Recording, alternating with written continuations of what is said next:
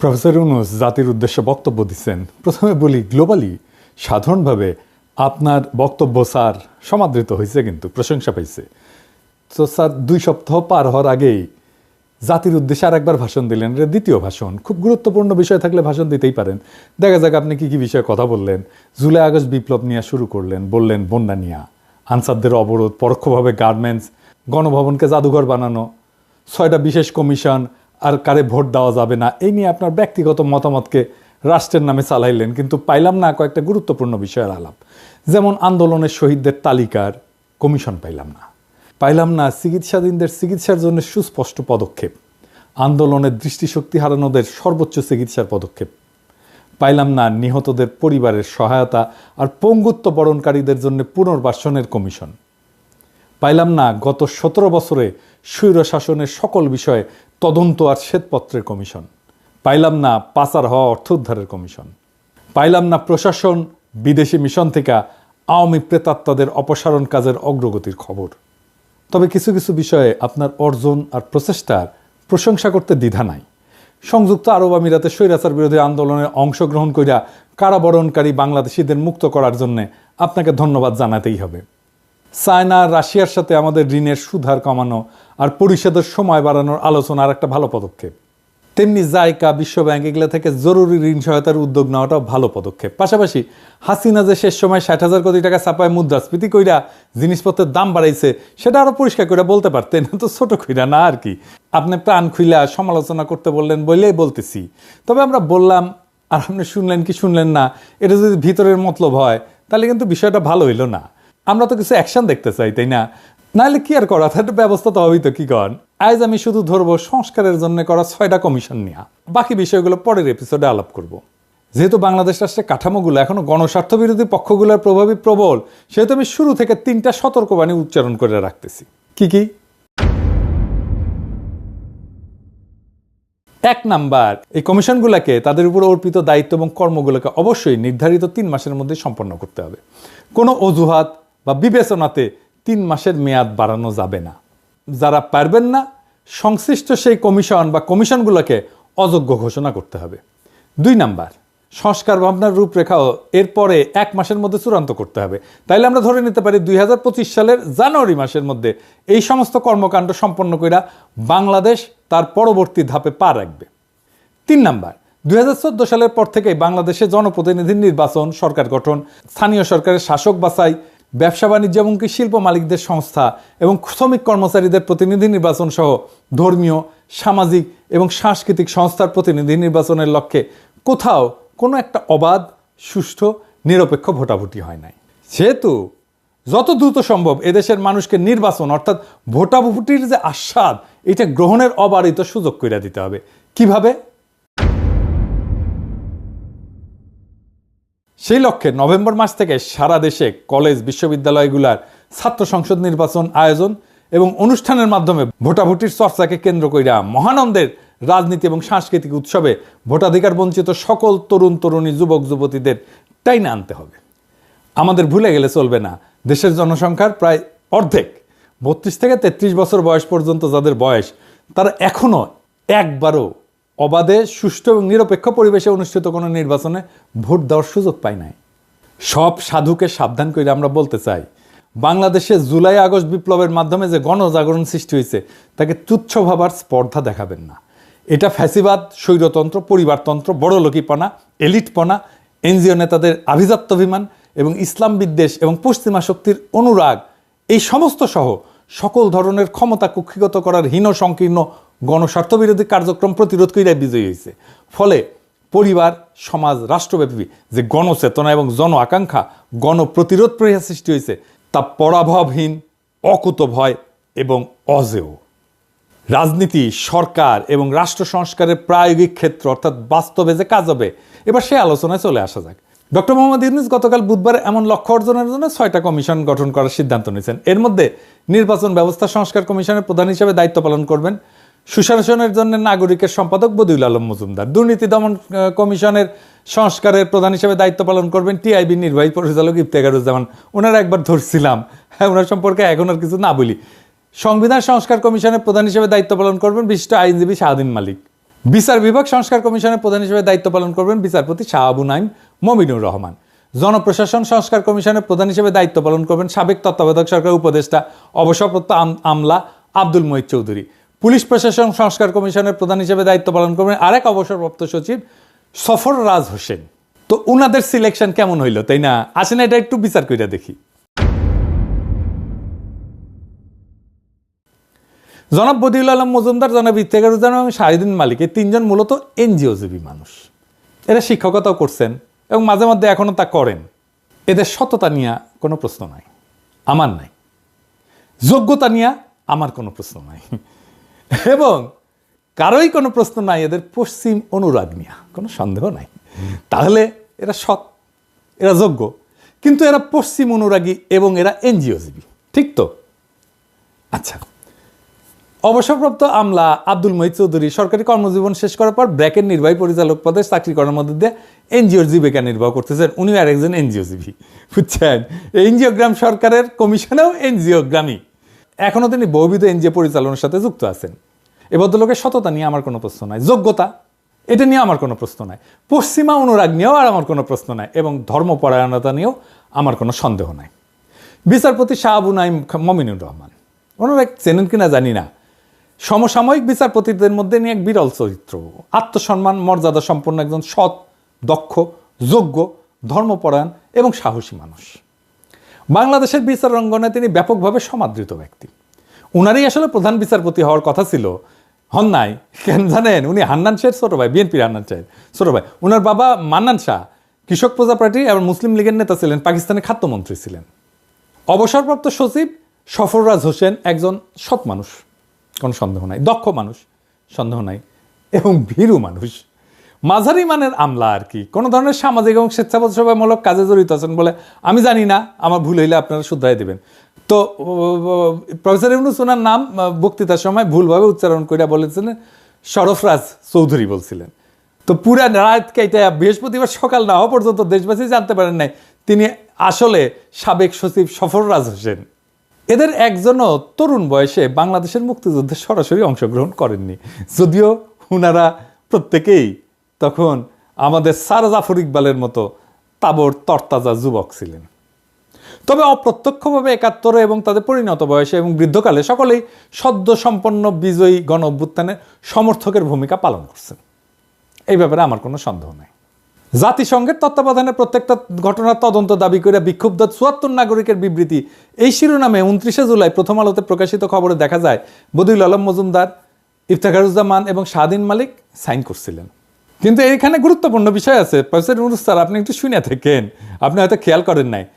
এইখানে গণ অভ্যুত্থানের তৃতীয় শক্তির অনুপ্রবেশের যে অভিযোগ তৎকালীন অবৈধ প্রধানমন্ত্রী এবং খুনি হাসিনা তুলছিলেন, সেটার প্রতি সায় দিছিলেন এই তিনজন। কিন্তু ওই তিনজন বলছিলেন অন্যদিকে বিরোধী পক্ষ ছাত্র আন্দোলনের প্রতি সংহতির নামে একে নিজেদের রাজনৈতিক সুবিধা অর্জনের জন্য ব্যবহার করতে চেয়েছেন বলে অভিযোগ রয়েছে। এই তিনজন এই কথা বলছেন, তার মানে হাসিনার সাথে ওনারা সুর মিলাইছেন। ওই বিবৃতিতে আরো বলছেন যে এই আন্দোলন চলাকালে নাশকতামূলক তৎপরতার কারণে বেশ কিছু রাষ্ট্রীয় প্রতিষ্ঠান স্থাপনা এবং সম্পদ ক্ষতিগ্রস্ত হয়েছে, যা কোনোভাবে সমর্থনযোগ্য নয়। ওনারা বিপ্লবী সহিংসতার বিরোধী ছিলেন, তার মানে বিপ্লবের বিরোধী ছিলেন। সুষ্ঠু এবং নিরপেক্ষ তদন্তের মাধ্যমে এই সমস্ত নাশকতার জন্য যারা দায়ী তাদের চিহ্নিত করে আইন অনুযায়ী শাস্তির দাবি জানাইছিলেন তারা। তার মানে আমাদের শাস্তি দিতে চাইছেন ওনারা। কথা সত্য কি না? কি বদিউল আলম মজুমদার, শাহদিন মালিক ভাই, ইফতেখারুজ্জামান সাহেব বলছেন তো? তার মানে আপনারা আমাদের শাস্তি চাইছেন এবং বিপ্লবোত্তর কালে আপনারাই আমাদের কমিশন কইরা আমাদের সংস্কার করবেন। ফাজলামো করেন আমাদের সাথে। আপনারাই বলেন। এই সমস্ত সম্মানিত ব্যক্তিদের সম্পর্কে আর কি বলবো। শাহদিন মালিক সম্পর্কে একটু আলাদা করে বলি। উনি ভালো মানুষ, কোনো সন্দেহ নাই, জ্ঞানী মানুষ, কিন্তু কর্মী মানুষ কি উনি চোখে দেখেন না, সেটা সমস্যা না। কিন্তু উনি একজন ভীতু কাপুরুষ মানুষ, তাই ওনার জ্ঞানকে তিনি কাজে লাগাইতে পারেন না। উনি যা বিশ্বাস করেন সেটাকে আঁকড়ে ধরে শক্তভাবে তার পক্ষে দাঁড়াইতে পারেন না। আমি একটা এক্সাম্পল দিই। উনিই প্রথম শাহবাগ নিয়ে ক্রিটিক করছিলেন যে আদালতের রায়কে রাজপথে এইভাবে চ্যালেঞ্জ করা যায় না, কিন্তু তারপরে শাহবাগীদের ঠাপ খেয়া ওই শাহবাগে এসে উনি আবার সংগতি জানাই গেছেন। তো উনারা দাবরানি দিলে উনি তো ভেঙ্গে পড়বেন, তো উনার রেখা লাভ কি? আরো গুরুত্বপূর্ণ এবং এটা খুব জটিল ব্যাপার যে শাহদিন মালিক মুজিবের তৈরি ৭২ সংবিধানকে মুক্তির দলিল মনে করে। 2011-র 10 এপ্রিল সুজন একটা গোল টেবিল করছিল, ওইখানে স্বাধীন মালিক মূল প্রবন্ধ উপস্থাপন করছিল এবং বলছিল যে 1972 সালের সংবিধান সত্যিকার অর্থে একটা মুক্তির দলিল। এরপর প্রায় গত 40 বছরের সংবিধান সংশোধনের যে ইতিহাস, সেটা এক কথায় মুক্তির সেই স্বপ্ন এবং আদর্শের বিচ্যুতির ইতিহাস। তার মানে সংবিধান সংস্কার বলতে উনি বুঝেন যে 72-এর সংবিধানে ফেরত যাওয়া। উনি বলেন যে বৈষম্যহীন সংবিধান করতে যা যা দরকার তা এই সংবিধানেই আছে। ফলে উনার হাতে মুজিবের সংবিধান বাতিল কইরা এবং গণ অভ্যুত্থানের নতুন সংবিধান প্রণয়নের কোনো সম্ভাবনা আছে? আপনারা নিজেরাই বলেন তো। তবে নির্বাচন ব্যবস্থা সংস্কার কমিশন এবং দুর্নীতি দমন সংস্কার কমিশনের সিংহভাগ কাজই 11 সরকারের আমলে সম্পন্ন করা হয়েছিল এবং এই নীতিমালা এবং আইন সংস্কারের কাজ তখন অনেকগুলোই গুছায় রাখা হয়েছিল। এই দুইটা পৃথক কাজের সাথে ওই সময় জনাব বদিউল আলম মজুমদার এবং জনাব ইফতেখারুজ্জামান ঘনিষ্ঠভাবে জড়িত ছিলেন। 11 সরকার তো কিছু ভালো কাজও করছিল, তো এটা ভালো কাজ করছিল। এই দুই ব্যক্তি তখন উত্তম ভূমিকা পালন করছিলেন এবং তাদের এই বিশাল অবদানকে আমি তুচ্ছ-তাচ্ছিল্য করব না, এটা করলে ভুল হবে। পরবর্তীকালে 2009 সালে বাংলাদেশের ইতিহাসের সেরা দুর্নীতিবাজ এবং গণতন্ত্র ভোটাধিকার হরণকারী শাসক পলাতক শেখ হাসিনা এই আইন দুইটাকে নানাভাবে সংশোধনের মাধ্যমে একে বিকৃত, ক্ষতিগ্রস্ত এবং দুর্বল করে ফেলছিল। তবে কোথায় কতটুকু অঘটন সে ঘটাইছে তা মনোনীত এই দুই কমিশনের বিজ্ঞ চেয়ারম্যানদের প্রথম পাঠেই বুঝতে পারবেন। ফলে এই দুইটা ক্ষেত্রে সবকিছু দ্রুত সংশোধন কইরা ভালোভাবে সংস্কার প্রস্তাব উত্থাপন করতে তাদের খুব বেশি সময় লাগবে না, 2 মাসও লাগবে না। যদি না তারা ওনাদের যে জীবিকা, এনজিও জীবিকা, এটার মৌলসূত্র অনুসরণ করে এই কাজে বিদেশি সংস্থা সমূহে অনুদান নিয়ে এতে ব্যাপক ভিত্তিক বিশ্বমানের একটা সংস্কার দলিলে পরিণত করার লোভ থেকে মহাপ্রকল্প ব্যবসায় জোড়ায় যায়, তাহলে অন্য কথা আর কি। আর একটা গুরুত্বপূর্ণ বিষয়ে আসি, সংবিধান প্রসঙ্গে। গণ অভ্যুত্থানের নেতৃত্ব প্রদানকারী শিক্ষার্থীদের অভিপ্রায় অনুযায়ী সম্প্রতি একটা নাগরিক কমিটি গঠিত হয়েছে, আমরা সবাই জানি। এটা কর্মসূচি দিছে। 8 নম্বর কর্মসূচিতে বলা হয়েছে যে গণপরিষদ গঠন করে গণভোটের মাধ্যমে নতুন গণতান্ত্রিক সংবিধান তৈরির জন্য গণ আলোচনার আয়োজন করা হবে, তাই না? বলছে না? এইখানে প্রফেসর ইউনূস সংবিধান সংস্কার কমিশন যখন গঠন করে ফেললেন, তখন বোঝা যায় এখন তিনি আর আন্দোলনে বিজয়ী শিক্ষার্থী, তরুণ, এই যুব সমাজের মতামতের ধার ধারেন না। ঠিক তো? তার মানে তারা যেটা বলছিল গণপরিষদ গঠন করে গণ আলোচনা করে, সেটা তো উনি ধার ধারলেন না। তাইলে বাংলাদেশের রাজনীতি নিয়ে তো উনিও একটা স্বৈরাচারের মতো আচরণ করলেন, তাই না? উনি তো কারো কথা শুনেন না, এমনকি উনি ছাত্রদের কথাও শুনলেন না, তাই না? তো যে যায় লঙ্কায় সেই হয় রাবণ।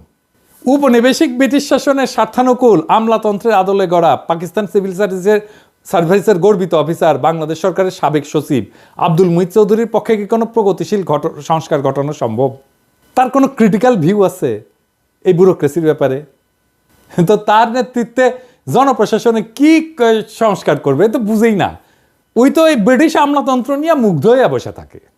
আচ্ছা, প্রশাসন ক্যাডারের অফিসার অবসরপ্রাপ্ত সচিব সফররাজ হোসেন পুলিশ প্রশাসনের সংস্কার কমিশনের প্রধান হিসেবে সফলভাবে কাজ করতে পারবেন? উনি কি পুলিশ তো এখন একটা বিশাল বড় প্রতিষ্ঠান, সেহেতু পুলিশের কোনো অবসরপ্রাপ্ত সৎ, দক্ষ, যোগ্য, সম্মানিত কর্মকর্তাকে এই কমিশনের প্রধান হিসেবে দায়িত্ব দেওয়া উচিত ছিল। এখন প্রেসিডেন্ট ইউনূস কইতে পারেন এমন লোক খুঁজে পাই না, তাহলে যদি খুঁজে না পাওয়া যায় তাহলে একজন বিচারপতিকে উল্লেখিত কমিশনের চেয়ারম্যান করলে ভালো হইতো না? একজন আমলা যার পুলিশ সম্পর্কে কোনো অভিজ্ঞতাই নাই, তারে কমিশনের চেয়ারম্যান বানায় দিচ্ছে। বলেন তো, আপনারা তো দেখছেন, আমি একটা পুলিশের নিয়ে একটা এপিসোড করেছিলাম। উনি কি এই জিনিসগুলো জানেন? জানেন না। তো আমার মতো একজন সামান্য ইউটিউবার যে জিনিস জানে সেটাও তো উনি জানেন না রে ভাই। বিচার বিভাগ, জনপ্রশাসন বিভাগ, আইন শৃঙ্খলা, জননিরাপত্তা বিভাগের পাশাপাশি রাষ্ট্রের চতুর্থ গুরুত্বপূর্ণ প্রতিষ্ঠান হচ্ছে বাংলাদেশের সশস্ত্র বাহিনী। এই দীর্ঘ 15 বছরের ফ্যাসিবাদী শাসনে এর অন্তর্গত বাহিনীসমূহে ব্যাপক ক্ষতিগ্রস্ত হয়েছে। তাদের অনেক কর্মকর্তা খুন, গুম, দস্যুতা, দুর্নীতি সহ নানা গণবিরোধী কাজে জড়ায় পড়ছেন। নৈতিকতা ও নেতৃত্ব শূন্যতায় ভোগা এইরকম বাহিনীতে ব্যাপক সংস্কার প্রয়োজন। সেই জন্যে সশস্ত্র বাহিনী বিষয়ে একটা সংস্কার কমিশন গঠন করা জরুরি ছিল। প্রফেসর ইউনূসের গত 1 মাসের দীর্ঘ শাসনের অবস্থা দেখে মনে হয় তিনি সশস্ত্র বাহিনীর বর্তমান নেতৃত্বের সাথে একটা আপোষ রফা করে তাদের পরামর্শ মেনে কাজ চালিয়ে যাচ্ছেন।